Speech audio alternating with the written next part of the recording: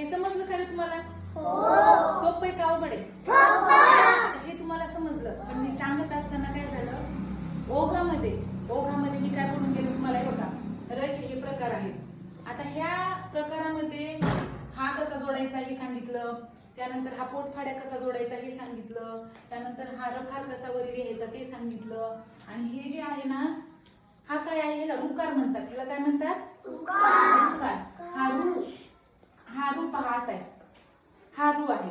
आणि हे रू आपण कसा इथं जोडतो, हा रू कसा जोडतो आपण इथं जोडतो. आणि हा रू काय आहे? स्वर आहे. रू काय आहे? हा स्वर आहे, स्वर.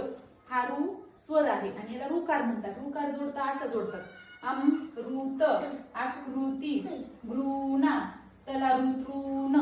हा रू लक्षात ठेवायचा, कोणता? हा रू. आणि आता हा तर बघा, हा रचाच प्रकार आहे. र रा री री रू रू आहे की नाही, म्हणून मी ते रच्या गटामध्ये हे घेतलं.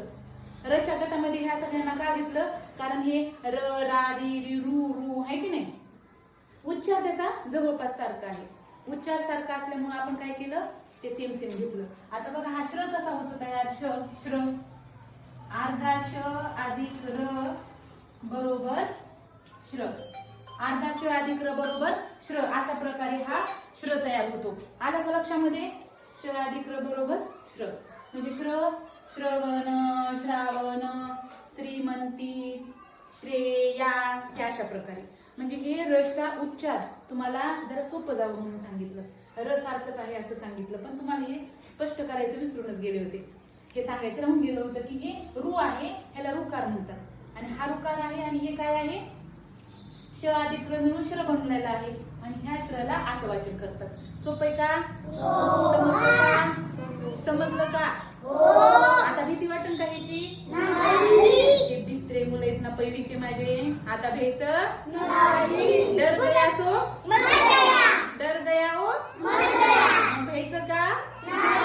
डर के आगे डर के आगे हा, डर के आगे जीते. भूतच मॅडम अंगातलं गेलं. हा, भूतच अंगातलं गेलं. अंगातलं भूत गेलं? भूत होतं का हे? हा, हे भूत होतं का? अंगातलं भूतच गेलं मॅडम. हे असं समजला का? नाही तर भूत होतं का हे? येत नव्हतं ना? हा, भीती वाटत होती ना तुला? आता भूत नाही आता आहे की नाही अंगात? गेलं. समजलं ना? सोपं आहे ना? आता भ्यायचं का ह्याला? केळ्या का आळस द्यायलास केळ्या तू? हा, नीट बस की. तुला समजलं? हा, वा वा, छान. स्वतःसाठी छान छान सुंदर सुंदर टाळ्या वाजवा.